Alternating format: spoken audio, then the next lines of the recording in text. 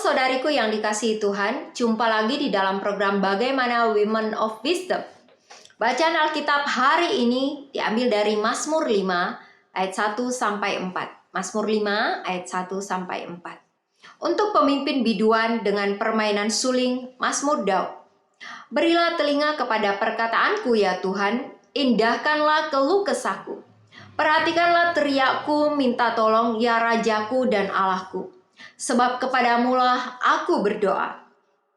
Tuhan, pada waktu pagi Engkau mendengar seruanku, pada waktu pagi aku mengatur persembahan bagimu, dan aku menunggu-nunggu.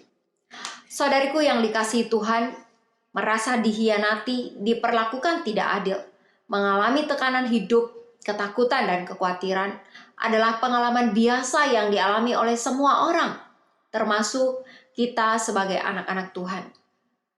Bagaimanakah keadaan kita di dalam berdoa kepada Tuhan di tengah-tengah situasi seperti ini? Daripada pikiran kita dikuasai oleh ketakutan dan kekhawatiran, sebaiknya kita fokus kepada Tuhan. Inilah yang diajarkan Daud melalui bacaan kita hari ini. Saudariku yang dikasihi Tuhan, Daud tahu musuhnya semakin kencang, agresif, menyerang dia, menekan dia.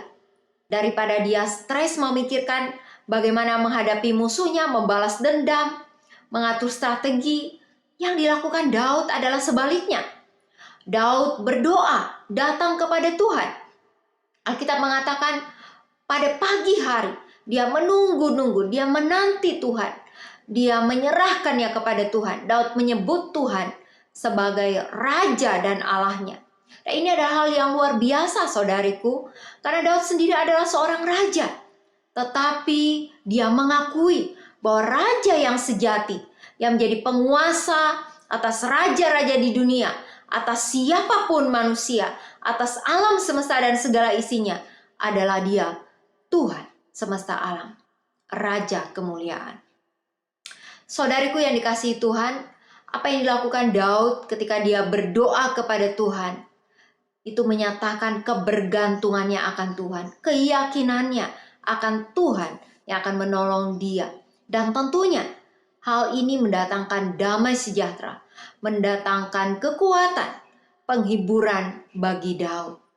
Saudariku yang dikasihi Tuhan, apa yang dapat kita pelajari dari bagian ini?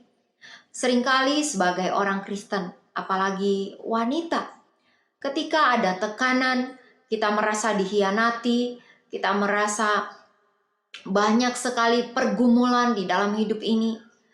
Kita menjadi tidak berdaya. Mungkin di dalam keluarga kita juga merasa sendiri karena tidak ada yang betul-betul bisa memahami, mengerti, dan mendengar kita. Apa yang harus kita lakukan? Saudaraku yang dikasihi Tuhan, di sini kita diingatkan bahwa kita punya Tuhan yang adalah Raja alam semesta. Dia adalah penguasa hidup kita. Dan bukan hanya penguasa hidup kita, penguasa setiap manusia dan alam semesta beserta segala isinya. Oleh karena itu, seharusnya lah kita datang kepada Dia di dalam doa kita. Ingatlah bahwa Tuhan hanya sejauh doa. Dia adalah sahabat sejati kita. Sehingga pagi ini kita diingatkan untuk memulai hidup ini selalu bersama Tuhan. Maukah kita tidak membiarkan ketakutan dan tekanan hidup menguasai pikiran kita, melainkan menyerahkannya kepada Tuhan di dalam doa kita? Mari kita berdoa. Bapa di surga, terima kasih untuk firman-Mu yang mengingatkan kami bahwa Engkau adalah Raja kami, penguasa hidup kami, penguasa setiap manusia, alam semesta dan segala isinya.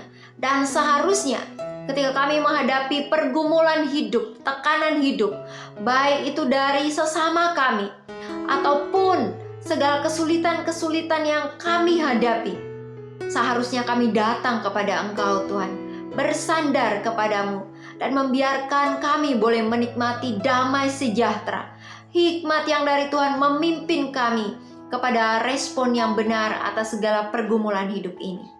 Biar kami boleh terus menjalani kehidupan ini di dalam sikap hati yang bersandar dan mengandalkan Tuhan. Di dalam nama Tuhan Yesus kami berdoa. Amin.